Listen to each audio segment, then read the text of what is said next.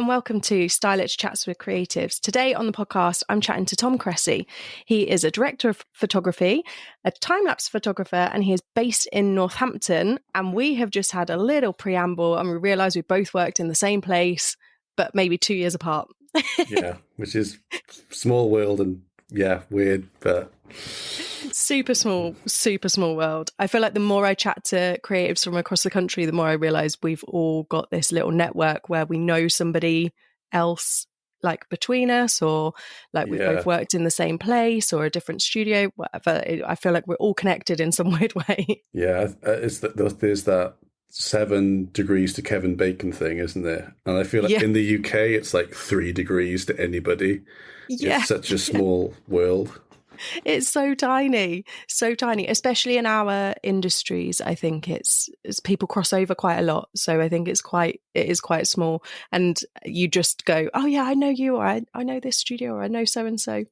But thank you so much for joining me today.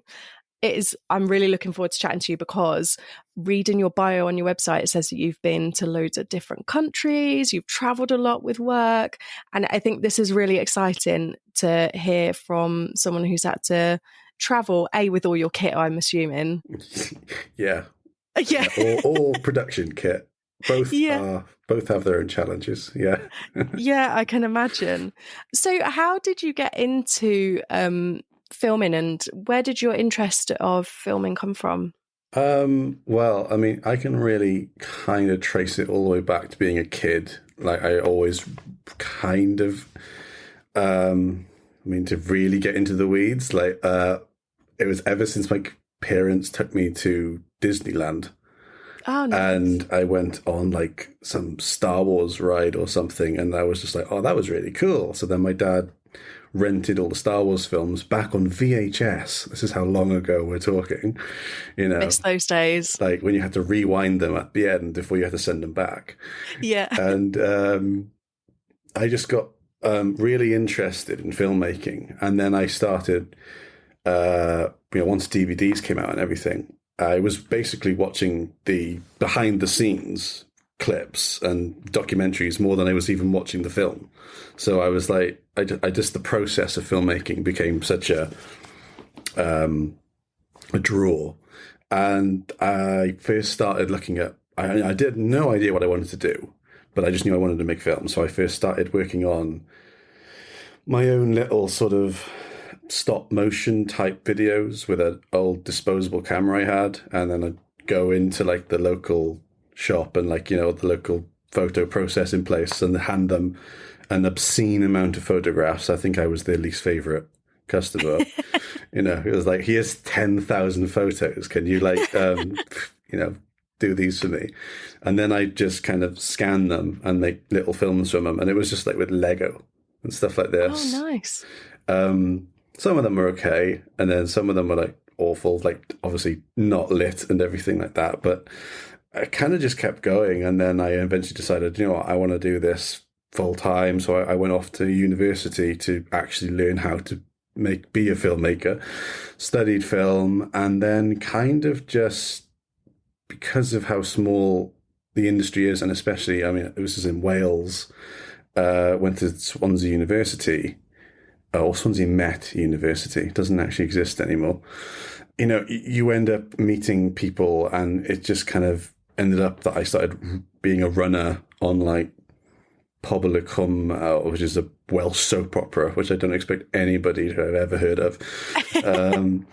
And it just kind of grew from there. And then I was camera assisting on like student projects and traveling up and down between like London, Cardiff, everywhere, using my cousin's addresses as my address and things like this to try and get in with people and everything.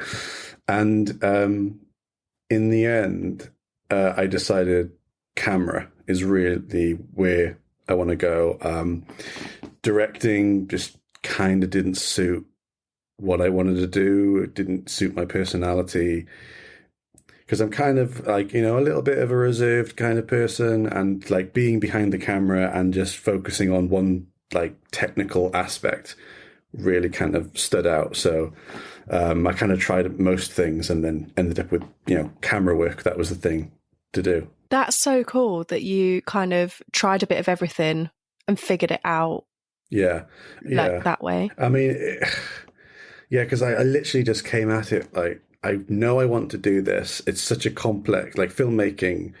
I think a lot of people don't realize how actually hard it is to make a film. Even like a small film is so complicated to make. You've got so many moving parts. And then, I tried sound and realized that I'm a tall guy and everything, but I didn't like holding a boom all day long. And then I tried, I tried lighting, which I found really interesting, which obviously comes into useful now as a director of photography. And then from lighting, I moved on to camera. And then because I already had that sort of photographic background, it was like, oh, this is really cool. And then obviously the kit nerd in me kind of grew from that. And now, I don't think you'll ever meet a cameraman who isn't also just obsessed with camera gear. So those two things kind of came together, and camera was, the place for me. Yeah, it's funny you should say about being a kit nerd. I feel like all of us who have got our niche jobs go like almost obsessive about our kit. I mean, my kit is not as technical as yours, with it being kebab sticks and scissors, but still there's scissors for certain things, there's certain things for other things, and we all get like obsessive about it. I was about to say, you must find a pair of scissors that you're just like, this is a good pair of scissors. Oh yeah, and do you know what? It drives me nuts. I am going to call my mum out here, and my mum stayed with us for a few days, and she wrapped some presents, and when I came back up to the spare room, I noticed she had used my fabric scissors for paper. And I was like, Mum, what are you doing? No. Yeah. The ultimate crime, apart from stealing my blue tack. But yeah, I think it's having, you find stuff that you really like using, or that feels nice to use, or does the job well and quickly. Yeah. It must be the same for you, right? Yeah. I mean, what drew me to it was like seeing the image down the viewfinder, and seeing how all the work of the lighting team and how the set dressing and everything. Because when you're on set, a lot of the time, for people who aren't involved in the industry, they might think that it looks like that, but often it doesn't look like that at all. That's entirely the viewpoint of the camera. Yeah. There's like 2 centimeters out of shot, there's a C stand, and like we haven't bothered to dress anything over there because we know we're not going to shoot over there, and the actual set looks like shit. There's cables all over the place, the floor is a mess, and then but you look down the viewfinder of the camera and you've got this perfect frame. And it was that sort of chase for perfectionism that kind of drew me to camera work. Yeah, I think you're so right in saying about the sets as well, because like you say, you're looking through your camera and that's what the viewer's seeing. But it's chaos, almost organized chaos, really. And there'll be like props out, or there'll be like costumes, or, just stuff everywhere. Yeah. And then we're all chasing for that same, like you say, perfection within that screen. Yeah. Really. And it's so interesting to kind of like lift the curtain about it, because I think a lot of people, unless they sit and watch those behind the scenes things at the end of films or DVDs, they don't really understand what goes into it. And there's so much. Yeah. And like you might be, I don't know, maybe filming a marathon or something where you're literally hanging off the back of a motorbike, or you might be on set where there's like 150 people. There's a lot to it, isn't there? Yeah. And it's quite difficult to communicate to people as well. I find that everything is fine. Like, we've got what we need, especially if we've got clients on set and they've never been on set before. They come on and they kind of have that expectation of what the final film will look like, is what it looked like on the day. Yeah. So you're kind of like, no. If you look at this monitor, this is it. This is your world. Just this is all you need to worry about. Yeah. And like they're like, but what about that over there? We're not shooting in that direction, so don't worry about it. And it's kind of like, yeah, it's an interesting process of like how, yeah, as you say, organized chaos ends up being exactly what you wanted somehow. Yeah, and I think it's managing clients' expectations is hard enough on a still set, let alone on video as well, I think. And that, like you say, sometimes you just got to be like, here's your monitor. Yeah. This is what you need to focus on. Here's your monitor in a different room. Please, please don't come on set. Leave us alone. Yeah. Please answer emails and do whatever else you need to do, and just look at the monitor occasionally. You'll be fine. Yeah. So where is the most like treacherous place you've had to film? Oh God. I mean, so to give a bit of backstory, I've kind of in recent years got into like adventure filmmaking, sports, and that type of thing, and that tends to takes you all over the place. And probably, I'd say Brazil is one of the most dangerous places I've ever filmed. Rio de Janeiro specifically. It's like I think what probably most people will know about like the favelas, which is the more slum type, very poverty-stricken areas. But even outside of that, the streets of Rio are not safe at all. And if you're walking around with a 50 grand camera on your shoulder, you can dress as locally as you want. You stand out like a sore thumb. And so, yeah, there's been a number of shoots like that around the world where it's not just the film crew. There's been like, you know, the security officer who's like some ex-army SAS ninja who's like, we shouldn't go down this street. This isn't safe and all of this. And you just have to kind of trust those people to like, they know what they're doing. They know what they're looking out for. When you do the job enough, you do begin to kind of become a little bit more savvy in that, in terms of like how you dress, how you act, learning the local language as best you can to try and just fit in, you know.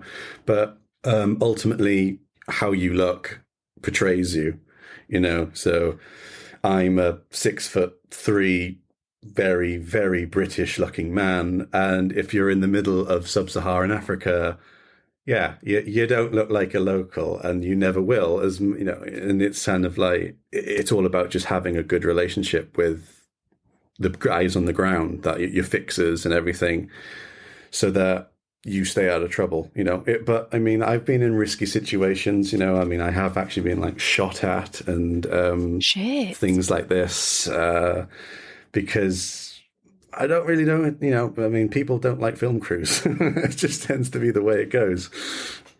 Yeah, I guess they don't. I guess it's kind of vulnerable to be filmed, right? And if you're not up for being filmed, or you get kind of like, I don't know, even if you're just walking on the street and someone's filming something, you're like, oh shit, was someone filming? Like, it kind of makes you feel vulnerable, I guess. Yeah, so, I mean, I think there's like a mixture of, in certain places, there's suspicion about what you're doing. Even if like, so Africa as an example, when I filmed in Africa, a lot of the time you do turn up like spacemen. You just, you know, this truck turns up with several guys brimming with equipment, and you've turned up to some little village, and they're just like, who the hell are these guys? So there's obviously like a little bit of but a lot of the time you just introduce yourself, you say what you're doing and everything, and then they become really friendly. But then in other places, like even in like, I filmed in the southern states of America, like Alabama and that type of place, and I guess, you know, because we're kind of living in a little bit more of a polarized world, people see a film crew and they think news crew, and they think political motivation, and they think, what are you trying to say about this area or whatever? And you're like, we're filming a documentary about plants. Like, we don't care about any of your political stuff that's going on. Like, leave it, you know. But they kind of like just immediately assume you're up to no good, or something, or you're trying to tell a negative story or something like that, you know. And it's when you work in documentary, as I do, you kind of have to figure out a way of treading that line without pissing people off, but getting what you need. It's quite a lot of the time I leave it down to the producer, who tends to be much better at it than me. But yeah, it's certainly a challenge. Yeah, and I think sometimes you must get like cornered by random people who are like, what are you doing? And you're like, Just filming this plant. Yeah, yeah. I'm fine. Please don't shoot me. Yeah, I mean, even if like I get that, even if it's like it's fairly obvious what I'm doing. Like a few years ago, I filmed a round the world yacht race, so I'm part of that crew, and I'm down on the marina wearing my all official gear, like race official on the back of my t-shirt, official hat, everything, filming the boats, and people come up to you going, "What are you doing?" You're like, how could I make this any more obvious? Like I'm wearing all of this stuff. I'm filming these boats. I think you're smart enough to put two and two together, surely. But no, you always get that question. So yeah, a lot of the time, the joke amongst film crews is no matter what you're filming and people ask you, you just say mayonnaise commercial.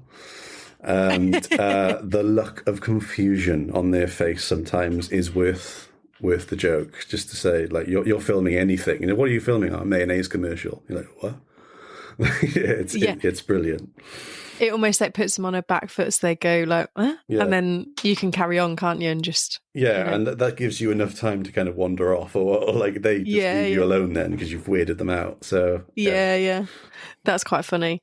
I think it is difficult when you're in public spaces trying to do your job, because also, like we were saying earlier, our jobs are a bit unusual, and people do have that intrigue and curiosity, don't they? I've had it before while I've had to like steam. I mean, I did put myself in a weird position. I was in a cafe like steaming some clothes because that was the only space we had. And someone was like, "What are you doing?" I'm like, "A shoot." So we're just in here for now.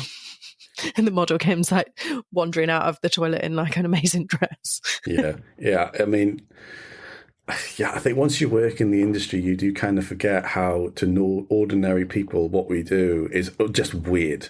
At the end of the day, like even the simplest corporate branded content shoot, what are you going to do? You might get a shot of someone on their phone walking down the street, but you're walking backwards with a gimbal. Yeah. To everyone else, that looks utterly bizarre. To you, you're just like, oh, that's a nice frame, let's get that. But you're walking backwards down the street with some robot in your hands. There's a guy pretending to be on the phone, and there's a guy standing next to you with a big pole with a mic on it. Like, just describing it logically, it's like, what the hell are they? You just look odd. You just look insane. So I'm not surprised always getting questioned, like, what are you doing? And, everything like this. Which is why the high-vis jacket comes in handy, because as soon as you put a high-vis on, you're invisible. No one cares. Yeah, you're important. It doesn't matter. You're official now. It doesn't matter what you're doing. Yeah, that's it. Have you ever fallen over walking backwards? Because I feel like I'd fall over all the time. No, thankfully not. Like, I've come close a couple of times, like with the larger cameras, doing it handheld, especially if it's like broadcast, you're triaxed in, which means you've got a huge, massive, thick cable coming from the camera.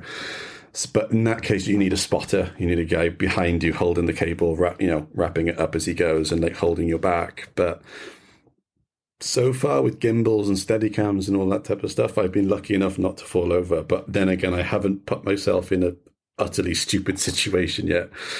I haven't walked backwards downstairs, which I've seen a lot of people doing, which to me is just like a recipe for disaster. Oh yeah, I'd fall over backwards walking in a straight. I fall over forwards, so I'd be like right down. I think it seems like it's one of the slight perils of your job is just walking backwards, or like being. I guess you've got to be aware of what's on the screen, like what's coming through your viewfinder, and also what's going around you, so that you can move without knocking somebody sideways, I guess. Yeah, you do. You definitely need to develop your sense of personal, like literally personal space and hand-eye coordination and everything. There's the super key, because sometimes you are literally looking down the viewfinder with one eye and looking around you with another. So, I mean, your eyes can kind of do that, like go cross-eyed and stuff, and like you can see fine. And what you see just kind of merges it into some sort of weird, cinematically framed, but also normal-looking vision. It's odd, difficult to explain. But you kind of have to learn how to move, which is kind of odd to say, but yeah, if you don't learn how to even step, it affects the shot. And so I have one Steadicam operator I worked with years ago described camera operating as effectively the same thing as ballet, which is kind of a very flamboyant way of putting it, but it's actually true. Like, you need to be able to learn how to move. You need to be able to have, okay, we're shooting here in this room. We're going to come out of this hallway, down these stairs, down this corner, blah, blah, blah, whatever the shot needs to do. And you need to learn how to do that while not concentrating on what you're doing effectively. You need to be able to do it instinctively and just look at the frame or not look at the frame. So you either look where you're going and know your shot is perfect, or you look at your shot and figure out how to walk backwards or whatever it is. So people watch camera operators doing what they're doing and they think, oh, that looks really easy, but it's really not. There's like 1,000 things going on in your head all the time. Yeah, it sounds like the ultimate like multitasking, to be honest. Yeah, it is. I mean, the sound guy's doing the same thing. He's trying to walk backwards and keep the boom perfectly positioned for the sound, but keep it out of shot. So, you learn how to move, which is why, I mean, I often equate film crews, especially documentary film crews, to like military units, because you need to be that precise, and once you get a good crew and you work together really well, you are like a military unit in terms of how you move and how you operate and how you execute the shot and everything. And so, especially on documentary, because a lot of the time you don't have another take. You've got one. That's all you get. And so, yeah, it's like the physical exercise element of the job is something a lot of people forget about. So it's the thing I always bring up to people who are new into the industry, telling them like things they need to, they ask like, what should I look out for? What should I do as a camera operator? Honestly, go to the gym. Like, literally, you need to be physically fit and capable. And, and if you're like not sure of yourself or left-footed or club-footed, whatever that phrase is, what's it, two right feet or something like that. Yeah. You need to kind of like figure that out and get over it.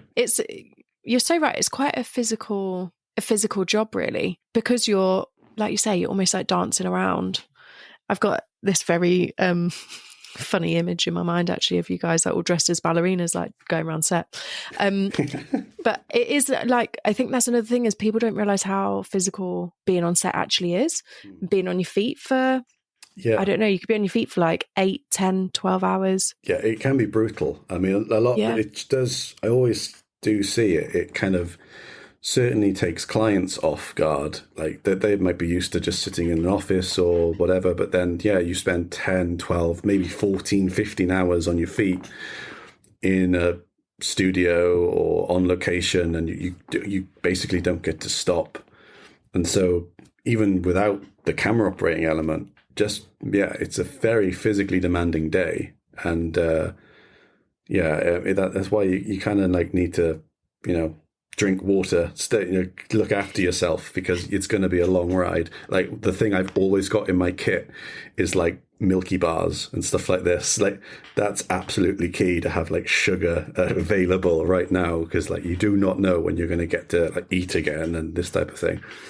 Yeah, I think that's the one thing that whenever I've walked in on, I worked in one studio where there was like stills one side and then the next unit was TV or what have you. And whenever you walk in like to go and get a prop or what have you, there'd just be snacks everywhere. And I was like, this is amazing. These guys got snacks everywhere. And then I turn around and everybody's tearing about. And I'm like, that's why they've got loads of snacks, because they're just literally running around, And it's almost like a flurry of like doing loads of stuff and then like, right, okay, sit down for 10 minutes, then a flurry again. And I think it's hard. It seems hard. Like, from what I've seen, it seems like quite a hard, intense job. Yeah. I mean, especially seen as the phrase in filmmaking is, I can't remember what it goes now. It's basically along the lines of like sitting around doing nothing until you need to do everything at once. Yeah. It's this, like you just set your camera up, you're ready to go. Okay, maybe we can just chill out for 5 minutes. No, you're just like, do this. Everything happens at once, and then nothing for like an hour. Yeah. And so, regulating your energy during the day is really hard, because you might have a schedule, you might have a script, you might have all of this stuff, but the day is still going to be unpredictable a lot of the time. Yeah, massively. So where was the best place to film? We've kind of done the scariest or the most treacherous place to film. Where was your like best favorite place to film, like on location?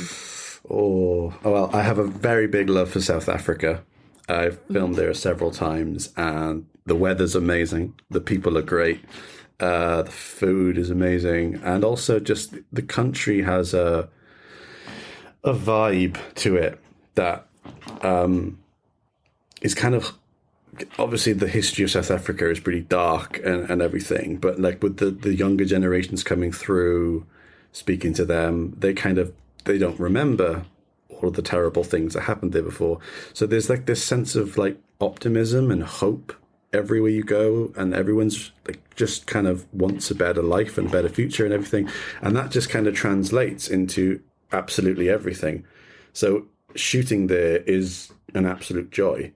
And also the wildlife is amazing. You can just be driving down a highway and there's a lion and you're like, amazing. That's like, just stop, pull over, get a shot, or you get stopped by an elephant crossing. Like, there's literally just elephants crossing the road, and you're like, this is a different world to like the foggy, damp UK that we live in. It's like not often do you get the traffic stopping because a badger's crossing the road. There are a family of badgers. It's like, it's just a magical place. It sounds it. I've never really been on my hit list, but I've seen friends have been for like honeymoons and stuff, and I know people shoot there quite a lot, and it just looks incredible. Yeah, it's fantastic. Cape Town especially is an amazing town, amazing city rather, to visit, because it's so vibrant. It's got so many different like elements of culture there. But then you take a very short drive and you're at the top of Table Mountain and you're in the wilderness, and you can just one of the most amazing things I've ever shot a few years back was for a TV show. I decided to get up at 3 a.m. in the morning and climb to the top of Lion's Head, which is this very sharply peaked mountain overlooking Cape Town.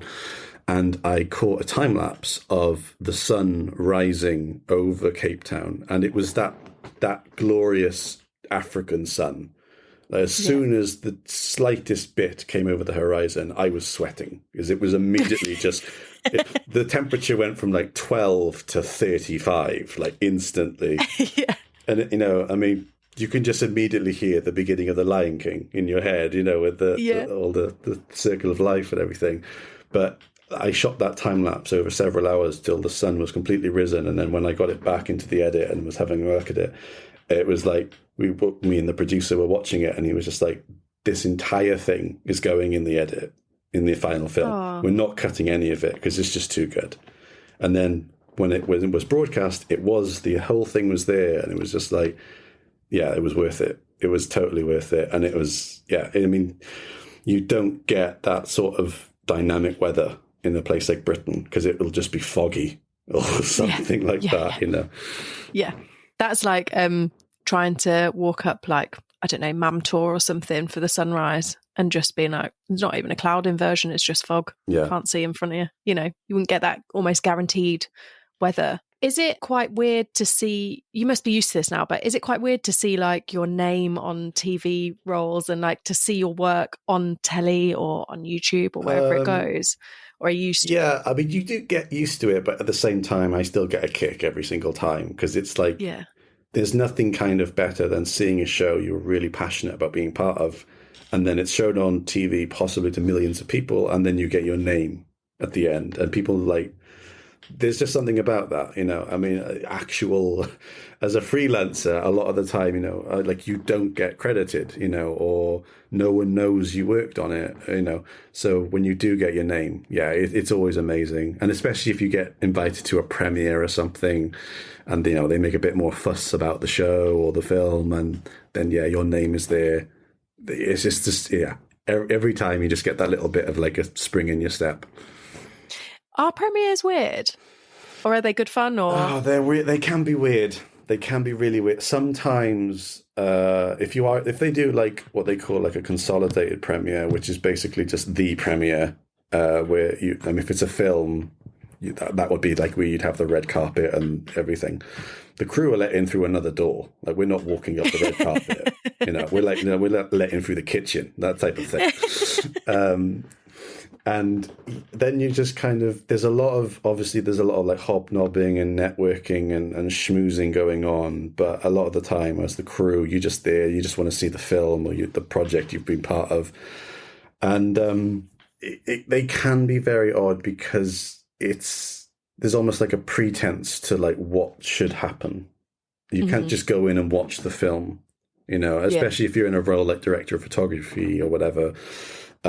In some sort of head of department position, people are going to want to talk to you. And so if you're not in the right headspace for whatever, like you might have just come off another shoot and you're really tired and you got to go to the premiere, and you go in and people are like trying to like ask you all sorts of questions. And sometimes you might even get like the odd journalist asking, like, doing a piece on whatever, on the project. If you're not quite there, or it's late in the evening and you've had a bit too much to drink, then it's just a bit like, it's a hard day. It's actually a day of work to really think about it. Yeah, it's not just going to the cinema. I imagine they are a bit networky and, like you say, a whole day of work. That must be hard if you, like you say, you've been on a shoot and then you've got to go, or even like the next day you've got to go. Yeah, it's tough. And it's just kind of, you just kind of, have to just kind of do that and kind of psych yourself up to go in, especially if they're doing, like sometimes they'll have premieres where they won't have the crew, or they won't invite the media, but it will be like fans and crew together. And that type of thing. Like, so it's like it's a premiere for like the fans, but they'll let the crew or watch the production at that point.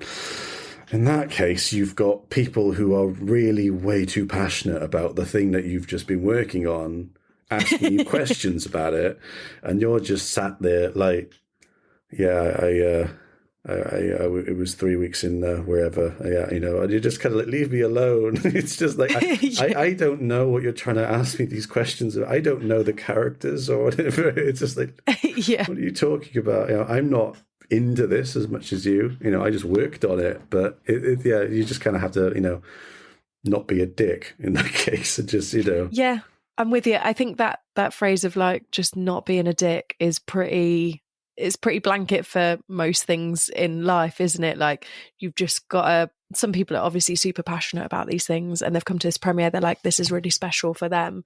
And you're like, I worked on it like 6 months ago. It's been in edit for 6 months or whatever. And, you've maybe even forgotten about it. And then someone's coming and being like, oh my God, do you know what this XYZ is? And you're like, can't remember. It's just that case of being a nice person and just kind of nodding through the conversation a lot of the time. Because, you might have worked on a documentary or something and, it was a great project to be a part of. You love being a part of it and everything. But as you say, it was like 6 to 9 months ago. It's been in edit. I've done other things since then. But for these people, that might be like really meaningful for them, and you don't want to come across as condescending or anything like that. But you also don't have that much to say that they will be interested in, in that type of thing. So like, you can talk about it from how we shot it and what it was like to film and everything, but they might care more about the story and the content, which is important to us as filmmakers, but not at the same sort of emotional level as the audience who are, invested.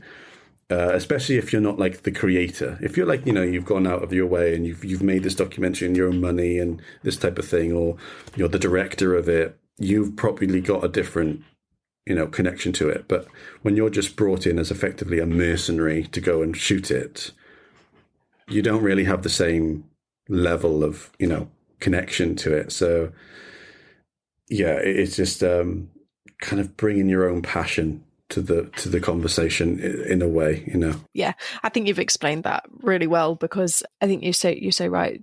Different people are coming at it from a different perspective and, a different point of view. And actually, like, they're there to really enjoy it as a whole, and you were there as one piece of the whole project. So have you got any funny stories that you can share? Because I know that often sometimes we can't share Funny certain stories. things. Have you had anything that you've just been like, oh God, I don't know. I've had a funny story before from Kieran, who had like a lion burst a tyre on a producer's car in Longleat or something like that. Probably one of the weirdest stories I have is there was a shoot I was doing once which involved a slug. A slug? Yeah, don't get me started. The creative involved a slug moving really slowly as sort of, a metaphor for this company. And the slug required to work under child hours. So it could only be on set for 6 hours a day. It had a wrangler. It had insurance. It had its own trailer. And this slug was treated like an absolute celebrity. What? Yeah, because of like animal protection and everything. Yeah. It might just be a slug, but it wouldn't matter if it's a slug or any other animal. It has to be treated with care and dignity and everything else. And so we'd be filming the slug, and then they go, okay, the slug's done with set now. And we're like, the slug's moved like 2 inches. We need to get another shot of it. At least needs to make it to the other edge of the frame until we have a nice shot of the slug. But they're like, no, the slug's done now. We can come back tomorrow. And they're like, can we just get another slug? What?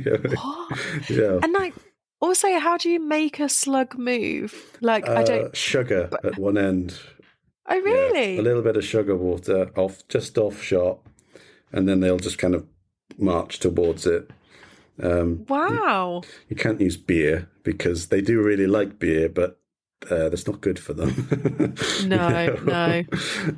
Because I remember having to have cats on set for a stills shoot for some like pet stuff, and this one lady brought her cats in and just gave them so much catnip. They were so high, these cats. They were off their tits.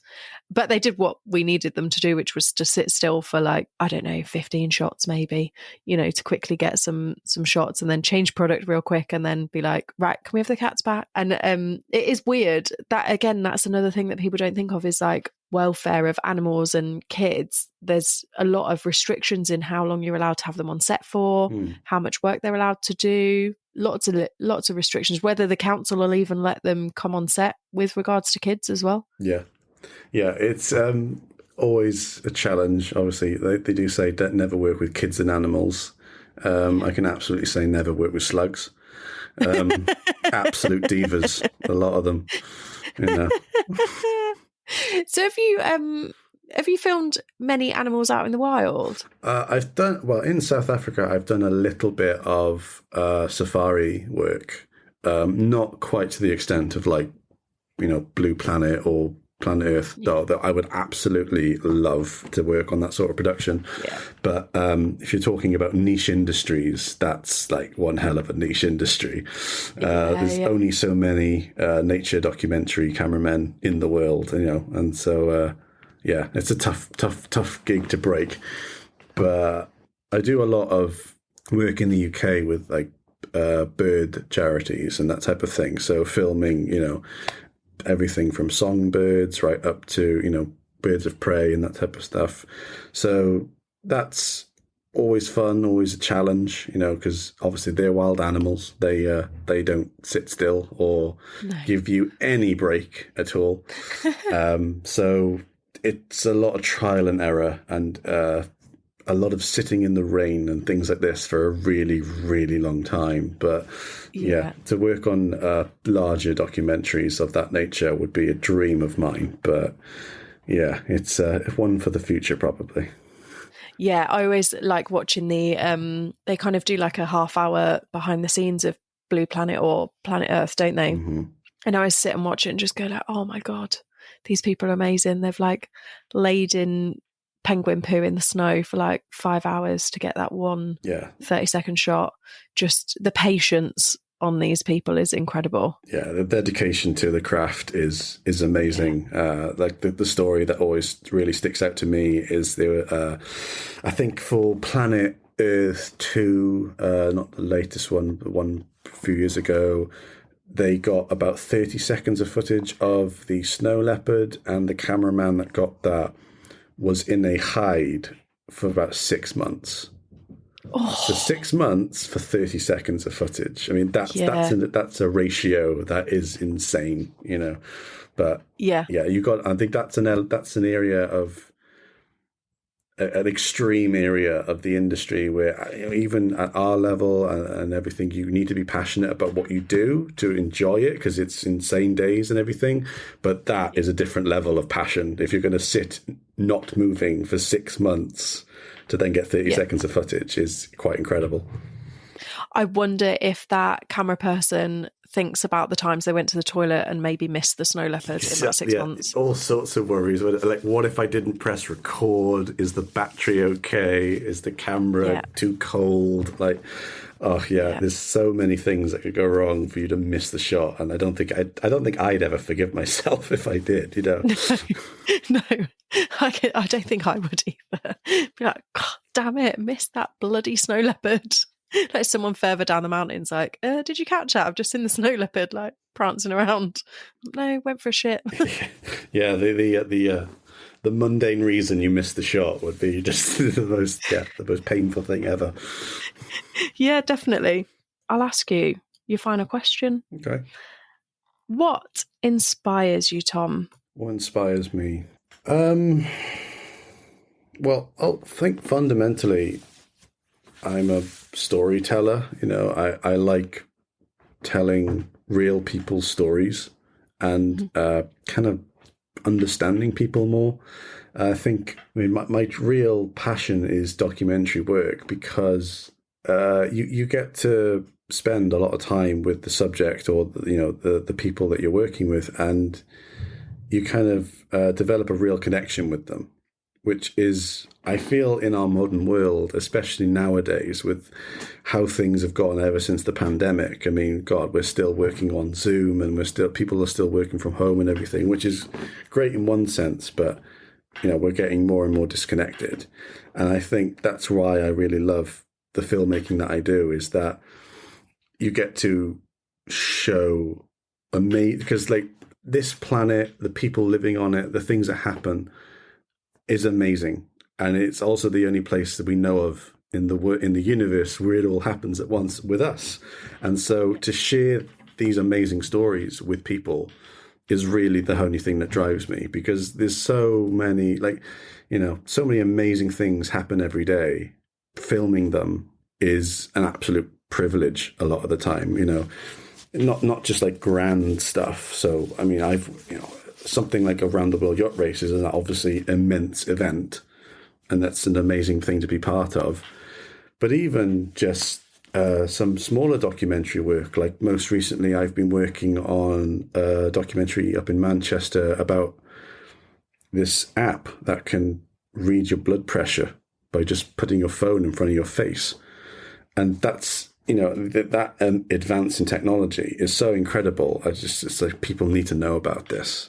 And that's basically it. It's just kind of telling stories that are real, not making, you know, not things that are fictional. That's whenever you manage to kind of craft a narrative visually that's interesting and keeps people engaged, the reward from that is amazing. Do you find yourself going round normal life going, I need to just film that? Do you like film quite a bit on your phone and just like day-to-day life, like, oh, I'm just going to capture that, I'm just going to capture that? Yeah. I mean, because I am a visual person, you know, and I will just train journeys I really quite enjoy, because looking out the window, you know, the train goes through all these random places, you know, and you see, like, you know, the backs of houses and, you know, this types of thing. And it just, you know, it just starts making me wonder, like, you know, what's happening in there today? You know, is there anything interesting happening in this place? And then sometimes, you know, if the light is amazing and brilliant, it just kind of sparks an idea of, all that, you know, even just like, oh, that could be a really cool shot to, like, you know, come along here, or, you know, going through this type of thing. So my brain is always whirring in that sense. So I am literally never without a camera. Yeah, I can Whether it's a imagine. stills camera. I am obviously as well massively disappointed by phones a lot of the time. I take a lot of pictures on my phone and often hate how the pictures come out because I know technology's come a long way with phones and everything, but it's nothing compared to what we now have professionally. The level is just insane. So I've always got a professional level camera with me, like either a stills camera or something, just to capture a shot or a photo or something like that. And yeah, I mean, even if it's a still, there is a story in there. There is something Yeah. happening, and Yeah. that's what I'm always interested in. Yeah, I think you're so right as well. There's so many stories that we actually don't know about, or that are kind of under a layer of secrecy, maybe because we don't know the person in that house, or we don't know the person in that situation. And there's so many layers to that onion to be peeled back, isn't there? Yeah, I mean, everyone. I think I'm on. At the end of the day, like I really like people, Mm. and most people are interesting in some Yeah. way. They might not be interesting in ways that are like really flashy and shouty and everything. Like if you're working with like an athlete or a sports personality or a celebrity, and they've got like a special talent that's why they're interesting, or their work history or something like that. But, I mean, I've done interviews or like branded content stuff and interviewed people like the head of brick colors at Lego. So that's Amazing. his job. He just makes up colors of bricks at Lego. And it's just like, that is really cool. It's just, that's all you do all day is design new bricks for Lego Yeah. and figure out how they go together. And you just think, not everyone's job is boring. That's what we tend to kind of default a lot of the time is we think, I work in an office. Okay, but what does that company do? What is your actual job? And a lot of the time is really, really interesting, and I do a lot of work with production companies doing work in medical sectors and aerospace and all sorts of things.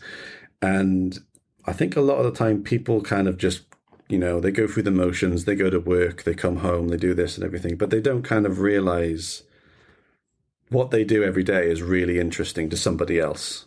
And as a documentary cameraman working in everything I do, that's like the world is weird and I film it. That's the best way of putting it. That's a really good way of putting it, because the world is a bit weird. Yeah. I mean, I've literally just told you about a slug that needed to have insurance. It's... Yeah. That's, I can't get over that. I know that animals need to have their welfare, but it's a slug. Yeah. It's public liability for a slug. Yeah. Like, fuck's sake. Yeah. It's a little bit of, what would it be? Bureaucracy gone mad, maybe. But yeah, public liability for a slug. I suppose there would be someone somewhere in the world who would be like, did that slug have public liability? So it's better to have it, isn't it? But it's also... Yeah. Well, yeah. Well, still, I want to meet that person because that person's interesting because they're watching TV going, did that slug have insurance? Yeah. Like, it's a 5-second shot on the TV and you're worrying about if the slug had insurance. Like, what's going on in your life? Yeah, I think that's it. I think everybody's got a layer of weird to be discovered. Yeah, definitely. And that does make us all individual and all interesting in our own little ways. And I think it's so cool that you get to film so many different people and hear all these random stories and film all these really cool products that are coming out, a slug, other animals, like other people, and you get to travel in so many different places for your job. That's insane. Yeah.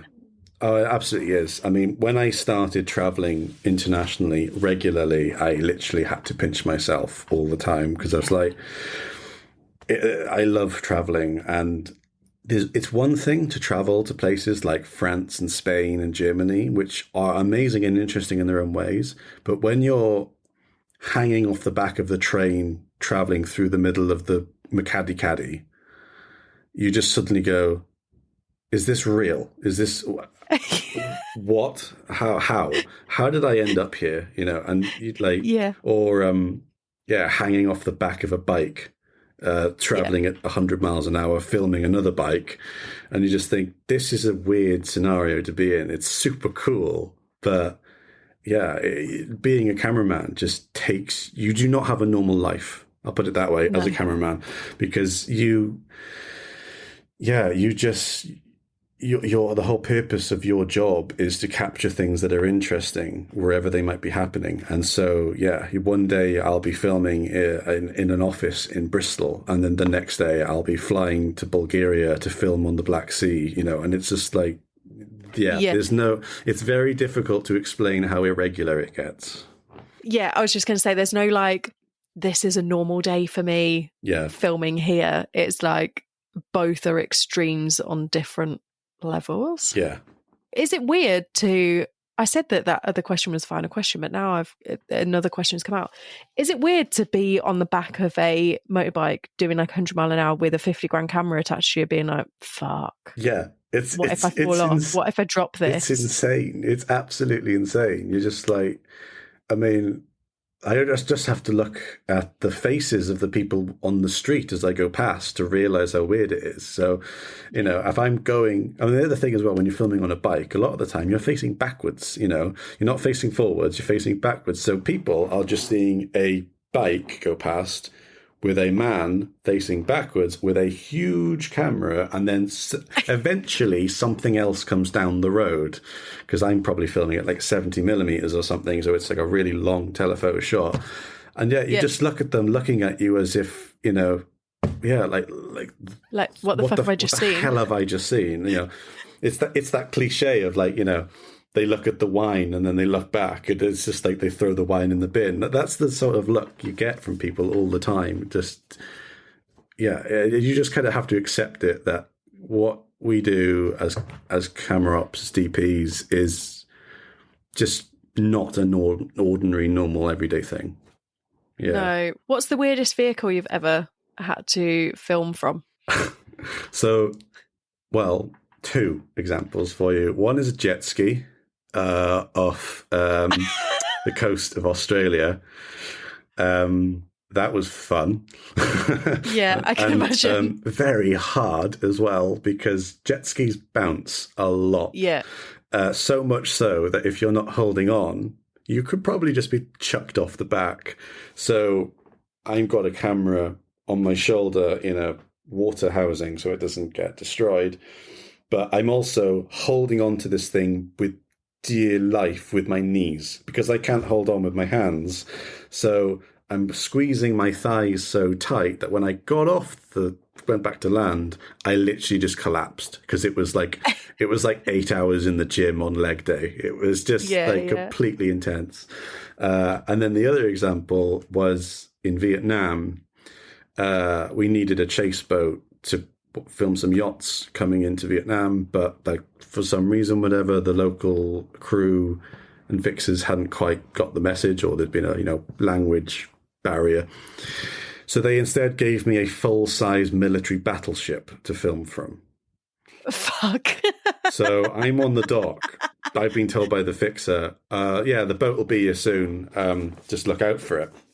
I'm expecting the usual thing, a rib, a small fishing boat, or a yacht under the yacht, a speedboat, something like that. Oh no, 35-foot long, massive, even longer actually, no, probably like 65-foot long battleship destroyer pulls up alongside the dock and goes, ramp comes down, and a guy goes, "Are you Tom?" Yeah. Yeah, this is your boat. Well, the whole thing. Yeah. So then, they just, went screaming out into the sea off Vietnam, and the boats coming in thought they were going to be attacked, because obviously there's just a battleship, like a destroyer, coming at them, guns on it and everything. This is like a Vietnamese Coast Guard boat, and then they just see me on the front with my camera, and I was like, the only people on the boat were the crew for the bridge. So there was no other like massive crew on board. The boat was just empty. Holy shit. They just requisitioned a destroyer for me to film on. It was the worst experience of my life because this thing was so big, it was almost too big to film from. Because the boats, the yachts I'm filming, were like below me because the deck of this thing was so high that I was like looking down on all of these yachts. And all the footage basically looks like it was shot from a helicopter or something because it was such a high, steep angle. And yeah, I was just like, this is a bit overkill, you know? Yeah. I've got the best image of you just dangling off the edge of the boat, just shouting at the guys in the yacht race, like, "Hey, it's me! Yeah, don't be scared. Don't worry, you're not being You're fine. You're not being arrested. I don't know what's happening." Production said it was fine.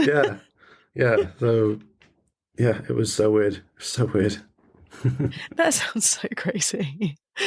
Well, thank you so much for sharing some of your stories and your career with me today. It has been an absolute pleasure to hear your journey and your passion for your job. So thank you so much. Yes, thank you. It's been a pleasure. Thank you for listening to this week's episode. I hope you enjoyed it. Please rate, follow and share as it really helps this little podcast out. And if you have found value in the podcast and you have the means to, I do have a Buy Me a Coffee link in the show notes. This will help keep the podcast going. Join me next week for another fantastic guest. Bye.